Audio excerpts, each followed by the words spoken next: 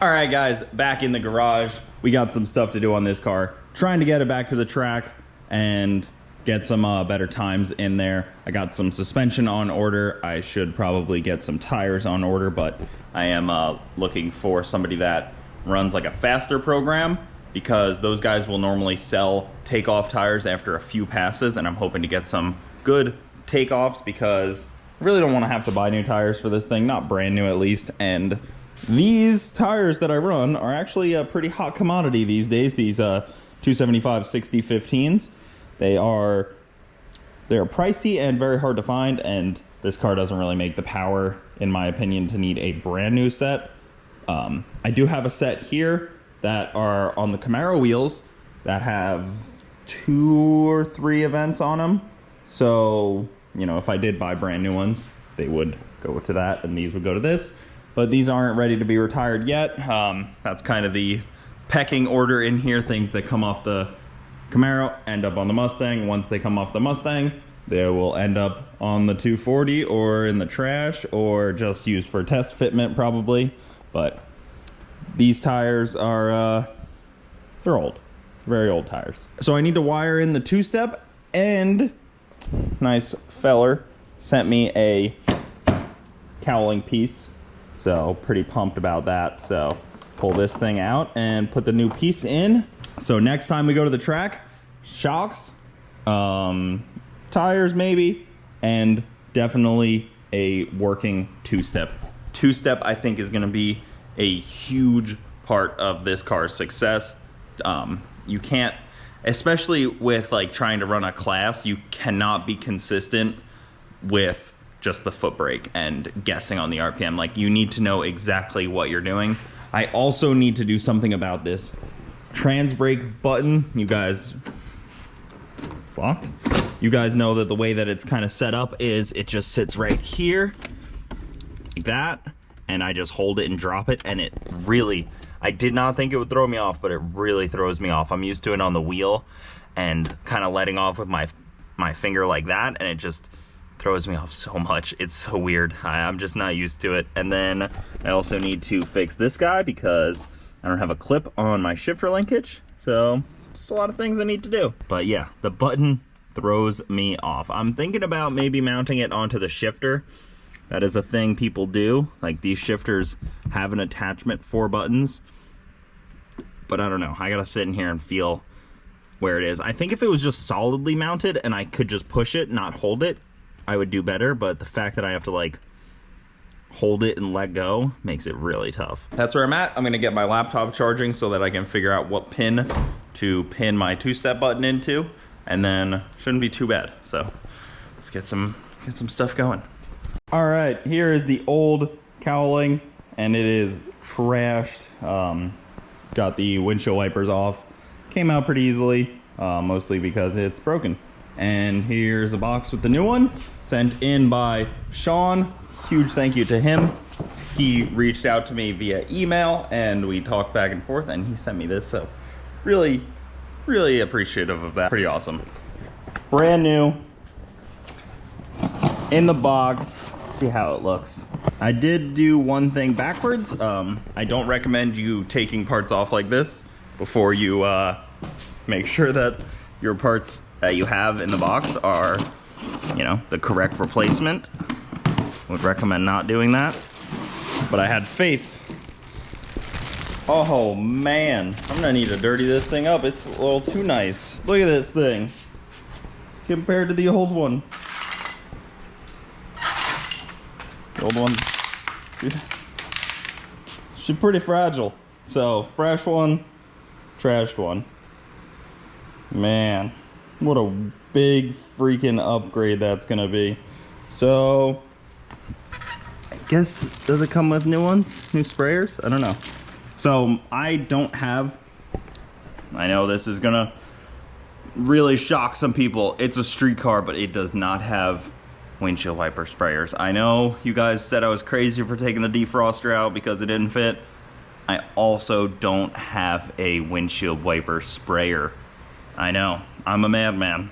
A street car without one, it's insane. It's like, same with the defroster, I'm just crazy. Who would have who would ever do something so crazy? But aside from that, I'm gonna get this thing put in, and it looks like it's gonna be nice. I also probably want to clean up these guys now. I could probably get new ones, but I'm gonna just scuff them and hit them with a little rattle can. Maybe they'll look nice. All right, so I just spent the better part of the last couple hours wiring in the trigger. I had to pin it into the ECU, then wire it into the button, and then I set it up on the laptop to where it's in the ECU.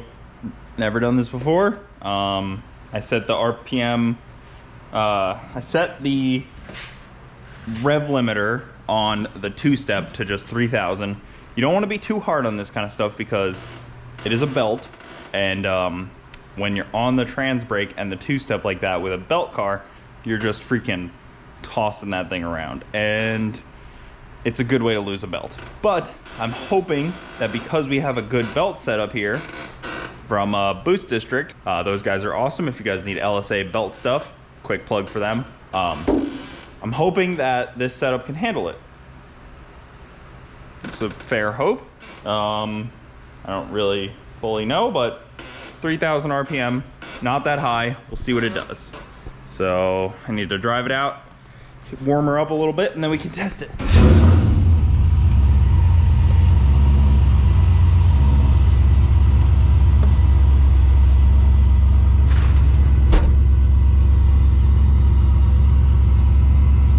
I think my trunk just hit the door.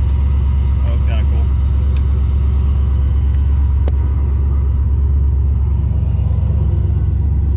Close it for me.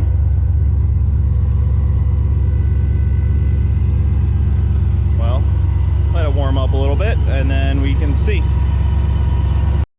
Oil pressure is pretty good now. It was 0 the other day when I was going down the track, but now it's 40 psi. It's at idle, so must be just a faulty sensor. And that one's brand new AC Delco sensor. But look at how freaking good this looks. Brand new, freshly painted. Ooh. Gosh dang. I know everybody's gonna say get a cowl hood, but I like factory hoods. Same with the Camaro. Also, this is the worst laptop ever. I have it on Spark high only.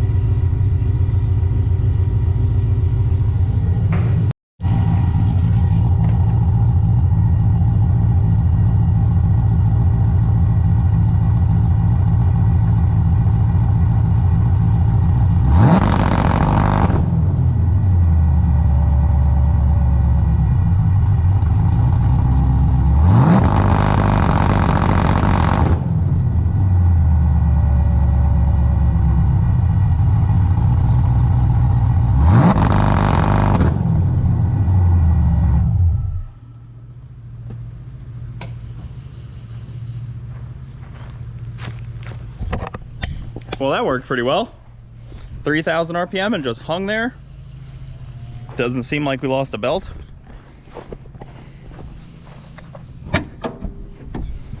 Still has 2 belts. I didn't look at what kind of boost it made, but I'd call that a success. It sounded pretty good too. So, freaking sick, dude. So, I was on the wiring, I was on the laptop, and it works. Pretty pumped about that.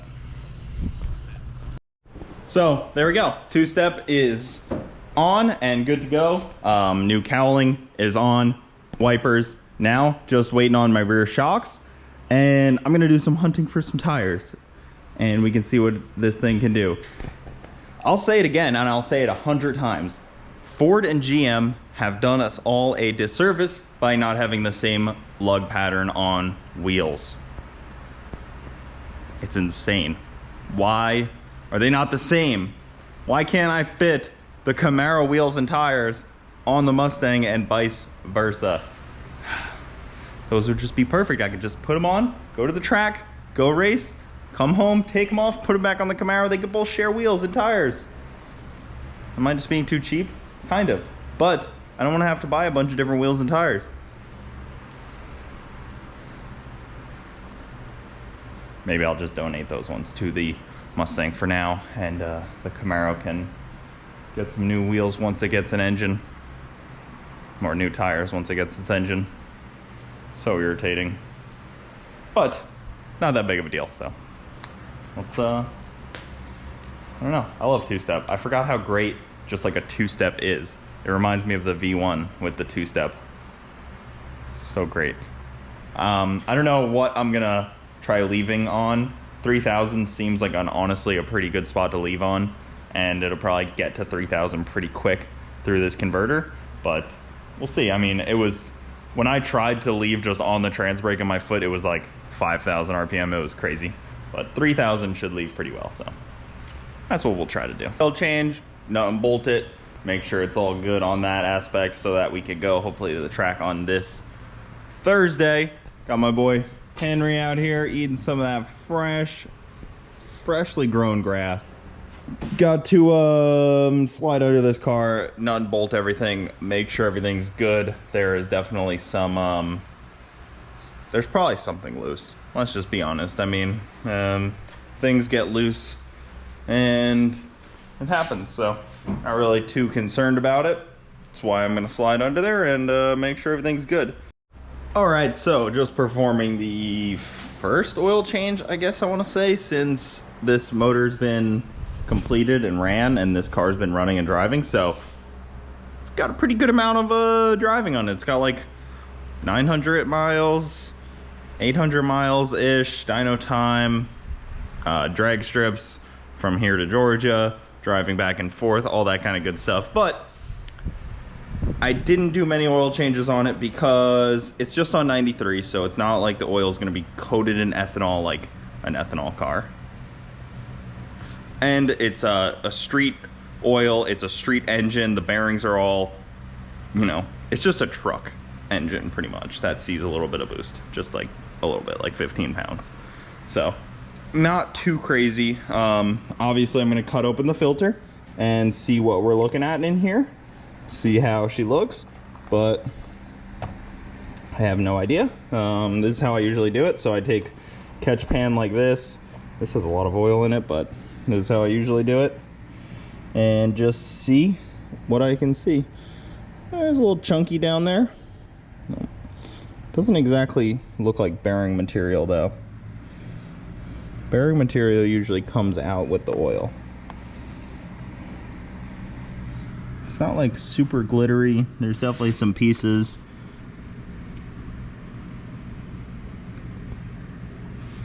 Like that's what I'm seeing, is like this black, probably just like grime buildup. But like in there is really nasty. And it's like sludgy, but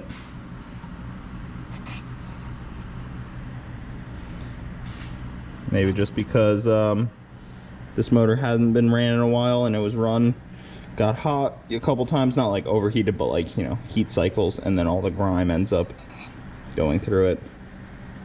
Super grimy. There's so much debris in there, maybe from just building the engine, like heads were off, you know, new lifters and stuff like that, fresh cam. Yeah, like that's what's coming out of there. It's literally dirt. That's a dirty engine, so there's so much dirt. What the heck? All right, well, that's where we're at. So fresh oil change, put her back together. Well, not really have to put it back together, but just, yeah, there's nothing in the filter besides the same old dirt. There's nothing like glittery. Glitter is usually what I don't like to see. I don't mind seeing a little bit of dirt, especially in this car and this engine. The dirt doesn't really scare me. The next oil change, if there's that much dirt, maybe we'll need to look into it. But for the first oil change, like, look at my hand, like it's from an oil. That's crazy. It's so dirt. Like, I don't know, whatever. But it doesn't seem like it's from any hard metal. It seems like it's from just an old 5.3, I guess. Probably easy to chalk that up, but run out, get an oil filter because I don't think I have another one, and then we can get this car back together. I went underneath it and everything looks pretty tight still, but still got to do the rear end. I kind of did like the first 3/4 and looks good. So guys, look at the size of this rig. He's so high up now. I need to like hit him down. Oh, he's gonna fly. Oh, can't reach. Let's grab the shovel. Whoa. This guy's huge. Oh.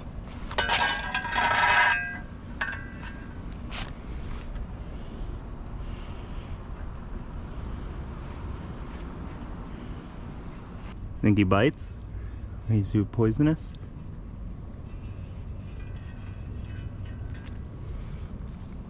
Oh my gosh, he's huge.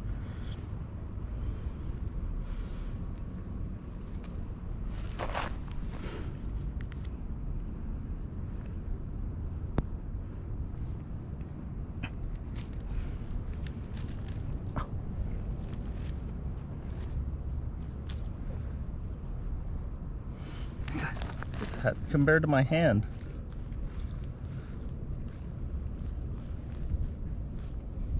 It's pretty nice looking. Like, he's got some really nice colors. Pretty cool.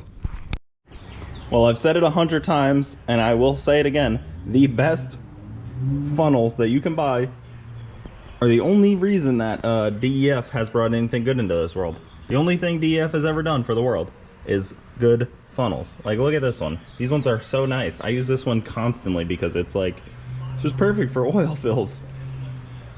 Just your word of advice for the day, you know? Get the DEF ones.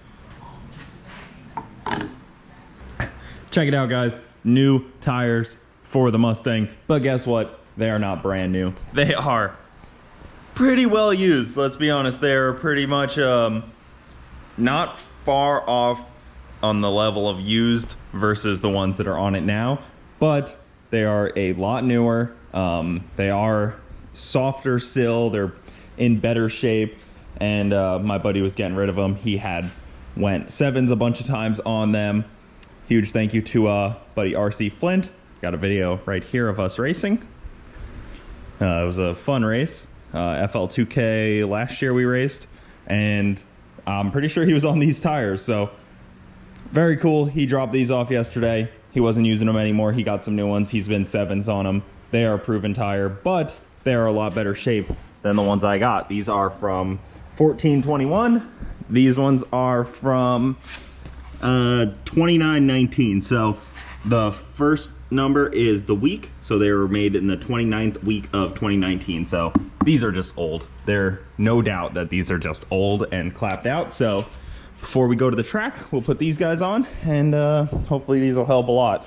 They're obviously not perfect, they're not brand new, but I think for what we're trying to do, these will be a much better tire. And as you guys know, these are a 275, 60, 15, just like those ones. So this is always interesting to see. I will show it every time because it always just shocks me. So these are the exact same tire, exactly the same. Everything about them is the same. And look at the size difference. So there is what just came off of the Mustang, and this is the Camaro tire. So you can gain more track width on a tire by just wider wheels. It may not look as dramatic as I'm kind of making it seem, but it's super noticeable. It's pretty crazy. So just by going with a wider wheel, it gains tire size in a way. So that's why a lot of the really fast guys that have to run a 275, they run super wide wheels so they can stretch the tire out, and they're using all of this as contact patch. But we don't do that because stock wheel tubs.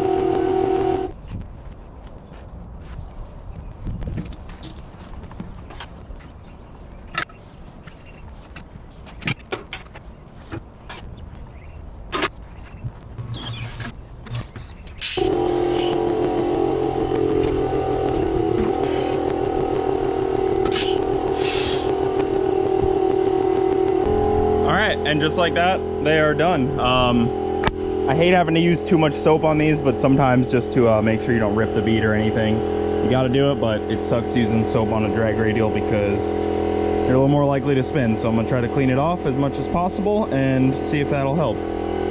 Old one, new one. And just for everybody that's wondering, this is the air compressor that does it. A little 3-gallon, 150 max PSI, you know, simple air compressor. And then I just plug it in right there. So you don't need too much, really. Not to do these, at least. So there you go, one down. I won't show you guys the other one.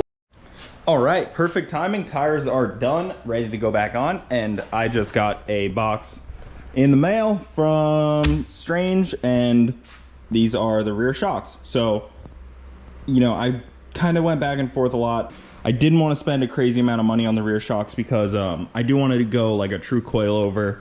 And right now I'm kind of just set up with the stock lowers and the spring and shocks like this. So instead of dropping a bunch of money right now, I figured we'd keep with the spirit of this build and do something simple. So these are $100 a piece rear shocks. They have 10-way adjustable, super simple, nothing crazy, $100 a piece, and they're just going to be a direct bolt in as far as I know, and they should help us a lot. Even just being new, they should help us a lot, but they do still have adjustability. They are for drag racing. They have some data, so this should help. Makes it nice and easy. I don't have to change all that much, because there is a lot of things I do want to do when I go to like a true coilover. I want to do some drop, like the mounting points for the shocks, I want to drop it.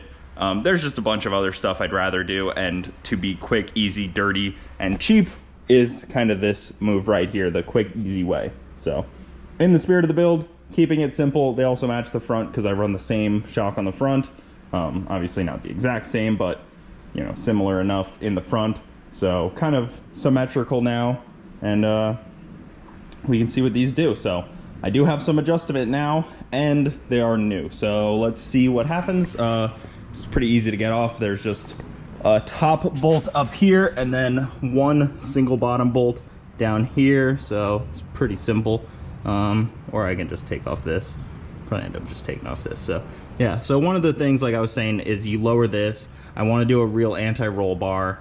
So it's like, I don't know, do I do some of it now or wait until I can do all of it at once? I do have tubular lowers, but without a coilover, I can't run the tubular lowers just yet. So it's just, the rear suspension's just going to be, you know, cheap and budget for now. So I'll show you guys what we can do, hopefully, with some, you know, $100 shocks in the back. All right, so here's a comparison. This is what a couple 100,000 miles looks like. This is what brand new looks like. So I don't really know what to say. I mean, I think this all speaks for itself. It should be much better. It's pretty obvious. Yeah, shouldn't be exactly. I think this all speaks for itself. There's not much I need to say. These are clapped out. All right, well, that's gonna do it for this video, guys. So fresh-ish tires, brand new shocks. Trying to go cheap, trying to go fast for cheap here. So hopefully this is the ticket to do it. So that's gonna do it, guys. Really pumped to get this thing back to the track. Fingers crossed we can make it out there tomorrow, if all goes well, weather holds out, that kind of stuff. But pretty pumped. So let me know what you guys think. Let me know if you guys are pumped to see this thing go fast. Hopefully we can do it for cheap. I'm not trying to freaking come out here and just spend stupid money just yet. Eventually we'll probably get to there, but you guys know I'm trying to use this as the cheap build, and I think we're doing a good job at that. So that's gonna do it, guys. Thanks for watching. Keep it saucy. I'll see you next time.